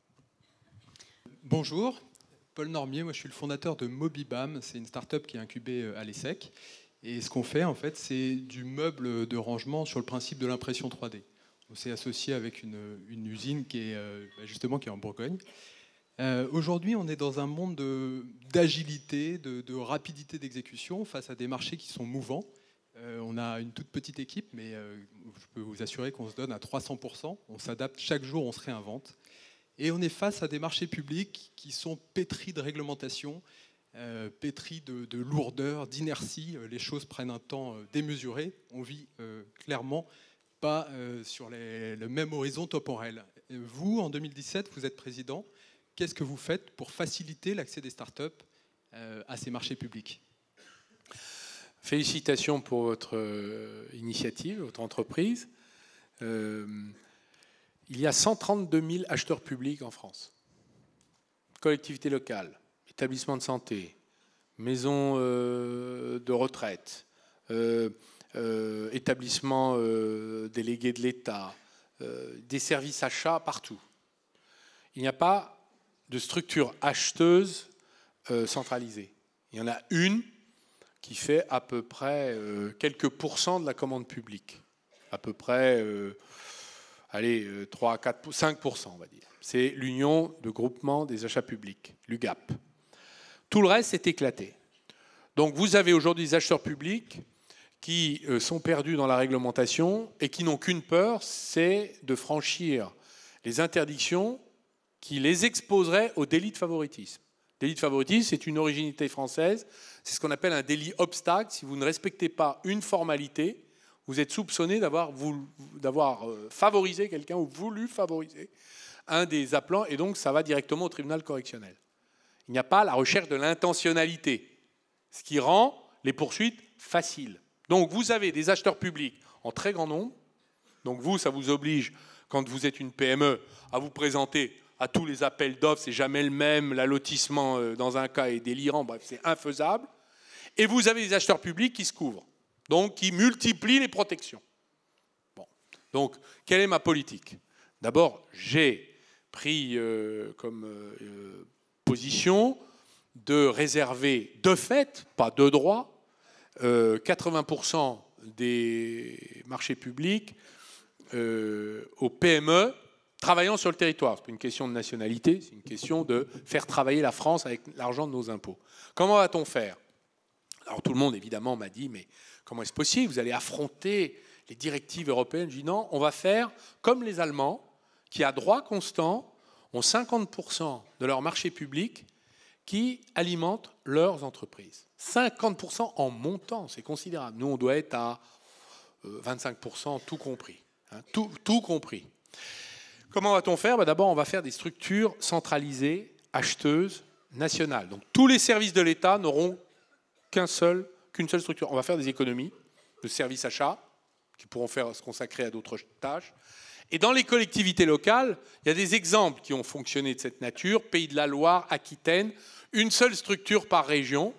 Et chacun, communes, départements et leurs établissements associés, parce qu'ils en ont quand même un paquet, les structures intercommunales, les métropoles, s'adressent à la même structure acheteuse. Donc du coup, vous avez l'idée, c'est de faire 200 structures acheteuses sur le territoire, avec des filiales locales, et une centralisée, sous d'ailleurs la tutelle du ministre de l'économie, non plus du ministre du budget, dont la seule obsession, c'est de faire des économies d'argent public. Il faut passer, en quelque sorte, de l'autre côté. Il faut que ce soit sous la tutelle du ministre de l'économie pour favoriser le producteur, c'est-à-dire les entreprises qui produisent sur notre territoire. 200 structures acheteuses, c'est parfaitement possible. Il ne s'agit pas d'ailleurs finalement d'empêcher les ingénieurs, par exemple, qui font une cantine scolaire, de ne pas choisir ce dont ils ont besoin. Ils vont juste faire le cahier des charges. Ils ont besoin de ça, très bien. Et ils le passent à la structure acheteuse qui fait les appels d'offres ou qui a déjà fait l'appel d'offres et donc n'a pas besoin de le repasser. Donc il suffit d'entrer dans le catalogue pour qu'ensuite tout soit possible et exigible à un prix qui est fixé par avance. Donc vous ne faites qu'une fois, enfin vous ne ferez que 200 fois pour être sur la totalité des marchés publics. Là aujourd'hui, il faudrait le faire 130 000 fois. Voilà, ça c'est la proposition. Alors, je veux faire une remarque à ce sujet, et vous remercie de cette question. En France, on a la culture du juridisme. On dit, si on doit faire ça, il faut faire une loi, pour mettre des décrets, des ordonnances. Moi, je voudrais qu'on fasse l'apprentissage de la culture, de la pratique. Ce qui compte, c'est la façon dont nous-mêmes, culturellement, nous imaginons d'agir sur la réalité, pour la transformer. Et en imaginant de se donner un outil, c'est-à-dire la centralisation, elle ne relève que d'une loi qui dira tous les acheteurs publics sont obligés de passer par l'UGAP. C'est une ligne. Très bien. Donc ils perdent leur pouvoir adjudicataire. Il est délégué obligatoirement. C'est un monopole que nous constituons sur le territoire. Je vais vous dire, ça a été fait en matière d'achat de véhicules terrestres à moteur pour les voitures, les automobiles, pour l'État, pour les véhicules de l'État. Ça a été centralisé entre les mains de l'UGAP, ça s'est très bien passé. Donc quand une préfecture veut une voiture, regarde le catalogue de l'UGAP, ils appellent et elle arrive. Pourquoi? Parce qu'ils les ont achetés par avance, les prix sont fixés, les appels d'offres ont eu lieu, il n'y a pas besoin de les refaire. Et ça fonctionne. Donc si on fait ça, on a changé le fonctionnement, la culture de l'achat public. Et croyez-moi, les gens de l'UGAP, ils savent maîtriser les problèmes de délit de favoritisme, les appels d'offres, etc. Ils savent aussi allotir, c'est-à-dire couper en morceaux. Et les structures acheteuses locales sur les marchés de travaux publics, elles vont savoir dire, tiens, le lot de la plomberie, elles vont mettre des clauses sociales, des clauses environnementales, vous n'avez pas le droit d'avoir des travailleurs détachés, vous êtes obligé quand même d'être à 50 km. Bref, elles vont savoir faire ça. Mais il suffit de les rattacher au ministre de l'économie et de leur donner l'ordre de le faire. On dit oui, mais s'ils ne le font pas, on remplacera le directeur de l'UGAP. Voilà. C'est pas dans la loi, ce sont des pratiques, et c'est ce que font tous les pays européens, et notamment les Allemands, qui ont ce que moi j'appelle un protectionnisme culturel. Voilà ce dont nous devons faire l'apprentissage. Nous sommes nos pires procureurs. À chaque fois qu'on parle de la France, d'ailleurs c'est un peu vos questions, je vous le reproche un peu, là les jeunes. C'est-à-dire qu'un peu, quand on parle de la France, on est ringard, on est des aristos, décadents, voilà, on est... Mais défendez votre pays, c'est lui qui vous a fait. Personne d'autre ne le défendra par vous. Quand il y a eu les attentats, on n'a pas brandi le drapeau européen. On a brandi quoi? Le drapeau français. Parce que c'est là qu'est notre ressource. C'est là que ça se passe. Et ça dépend de nous. Donc si on se tape nous-mêmes dessus, si nous sommes nos pires détracteurs, comment allons-nous faire dans l'avenir? Défendez votre pays. Il vous le rendra. Et maintenant, on va boire une bière au Foy's.